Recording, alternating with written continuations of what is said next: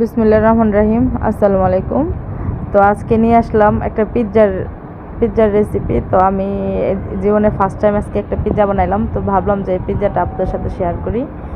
তো দেখুন আমার পিৎজার মানে বানাইছি, এখনও চুলায় দেই না। আজকে গ্যাসে মানে চুলাতে রান্না করব, পিৎজাটা চুলাতে বানাবো। পাতিলে বসায়, এখন পাতিল আমি বসাই দিছি অলরেডি। ওইখানে একটা স্ট্রে দিয়ে দিছি, তার উপর আমি ট্রেটা রাখছি পিৎজার। তো এটাকে আমি এখন ভালোভাবে ঢেকে দিব, যাতে মানে এটার ভাবটা যেন বাইরে না বের হয়, ঠিক আছে? তো দেখেন মাশাআল্লাহ আমার পিৎজা হয়ে গেছে। পিৎজাটা দেখেন কত সুন্দর হয়েছে, কালারটা কি আসছে।